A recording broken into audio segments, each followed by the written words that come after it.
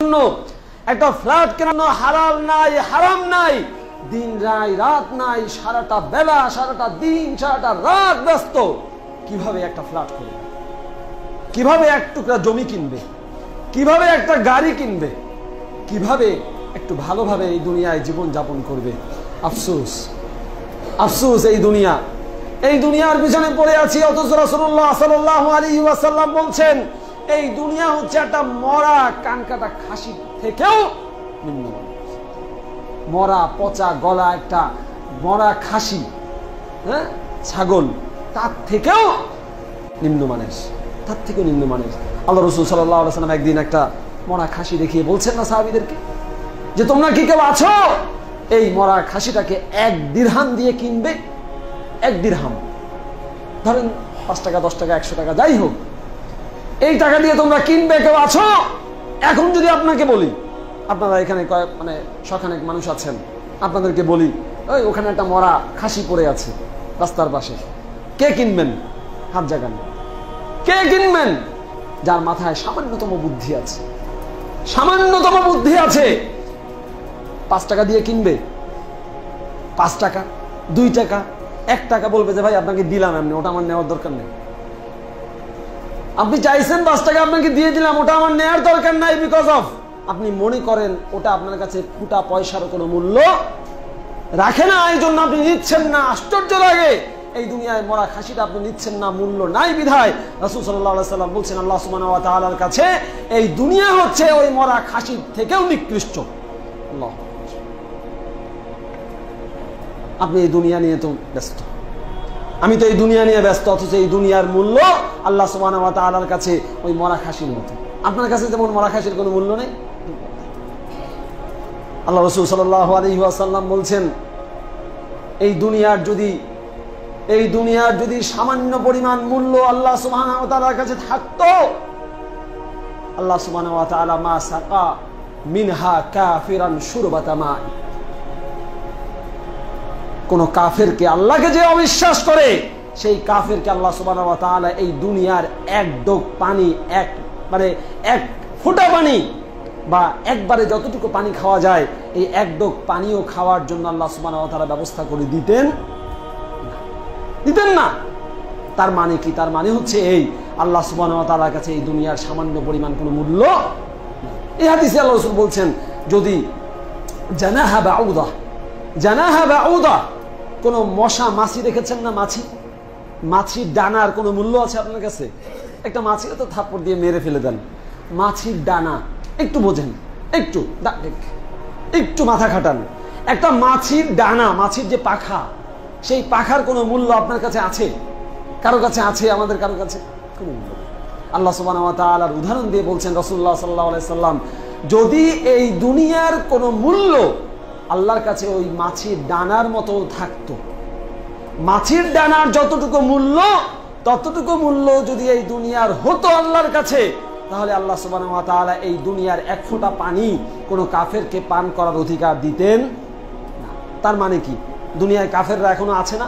অনেক ভালোই আছে, হ্যাঁ, খালি পানি না, কত কিছু খায়, হালাল হারাম যাই খাক, আল্লাহর নিয়ামত তো, আল্লাহর জিনিস তো খাচ্ছে, খুব ভালো আছে। তার মানে হচ্ছে এই যে আল্লাহ সুবহানাহু ওয়া তাআলা যেহেতু তার খাওয়া দাওয়া পানীয় বন্ধ করেন নাই, তার মানে হচ্ছে আল্লাহ সুবহানাহু ওয়া তাআলার কাছে কোনো মূল্য এই দুনিয়ার নাই। যদি মূল্য থাকতো তাহলে কি করতেন? তাদের খাওয়া বন্ধ। মানে অঙ্কটা ক্লিয়ার না? অঙ্কটা তো ক্লিয়ার, এটা বোঝার জন্য খুব ভালো ম্যাথমেটিশিয়ান হওয়ার দরকার নেই, খুব বেশি বুদ্ধিমান মানুষ হওয়ার দরকার নেই। আল্লাহর কাছে মূল্য যদি থাকতো তাহলে পরে কোনো কাফের, কোনো মুশরিক আল্লাহর এই নিয়ামত থেকে 1 লোকমা খাবার, 1 ফোঁটা পানি খেতে পারতো না। আল্লাহ দিতেন না, আল্লাহ দিতেন না। যেহেতু মূল্য নাই, খাক। ওই যে আবর্জনা বাইরে ফেলে দেন না, ডাস্টবিনে ফেলে আসেন না, কুকুর খাচ্ছে, আপনার কি কষ্ট লাগে? মানুষ নিয়ে যাচ্ছে, আপনার কষ্ট লাগে? কষ্ট লাগে? কষ্ট লাগে না কেন? ওটার কোনো মূল্য আপনার কাছে নাই, ওটার কোনো মূল্য আপনার কাছে নাই। যদি থাকতো তাহলে আপনার আফসোস লাগতো, ইস খেয়ে ফেলছে। আপনার মূল্যই নাই, আপনার আফসোসই লাগে না। আল্লাহ সুবহানাহু ওয়া তাআলার কাছে এই দুনিয়ার কোনো কিছুর কোনো মূল্যই নাই, সেই জন্য আল্লাহ কিছু যায় আসে না, আল্লাহ কিছু যায় আসে না। খাক, আবর্জনা যেমন খায়, ডাস্টবিনে যেমন কুকুর আবর্জনা খায়, সেরকম দুনিয়ার কাফের মুশরিকরা খাচ্ছে।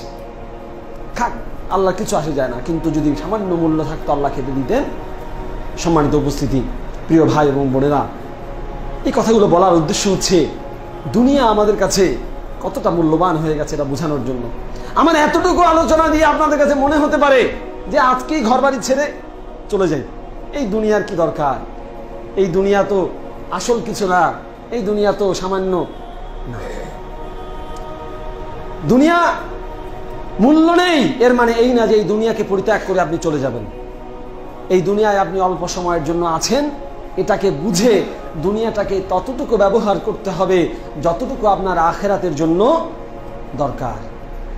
আপনার তো আখেরাত মূল টার্গেট, দুনিয়া হচ্ছে ওয়াসিলা। আখেরাত হচ্ছে মূল লক্ষ্য, দুনিয়া হচ্ছে ওয়াসিলা, মাধ্যম।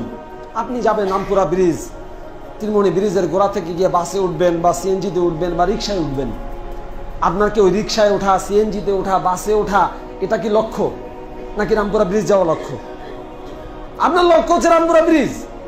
হাতিঝিল যাবেন, আপনি ঘুরতে যাবেন, অথবা আপনার আত্মীয়ের বাসায় যাবেন, বাড্ডায় বেড়াতে যাবেন। এই মাঝখানে যে পথটুকু আপনি যাবেন, এই পথটুকু হচ্ছে আপনার জন্য ওয়াসিলা। আপনি কিভাবে যাবেন, যেতে পারেন প্লেনে, হেলিকপ্টারে, সিএনজিতে, মাইক্রোবাসে, বাসে, হেঁটে, রিক্সায়, হোয়াট এভার ইট ইজ, যে কোনো মাধ্যমে যেতে পারেন। এটা হচ্ছে ওয়াসিলা, এটা হচ্ছে ওয়াসিলা।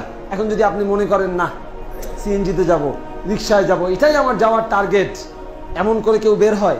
কেউ বের হয় না, কেউ বের হয় না। এই দুনিয়াটা হচ্ছে ওয়াসিলা। এই যে বাহন, বাড্ডা রামপুরা যাওয়ার জন্য যে বাহন, এই বাহন হচ্ছে এই দুনিয়া। এই দুনিয়াটাকে আপনি টার্গেট বানিয়ে নিয়েছেন, এই দুনিয়াটাকে আমরা আমাদের টার্গেট বানিয়ে নিয়েছি।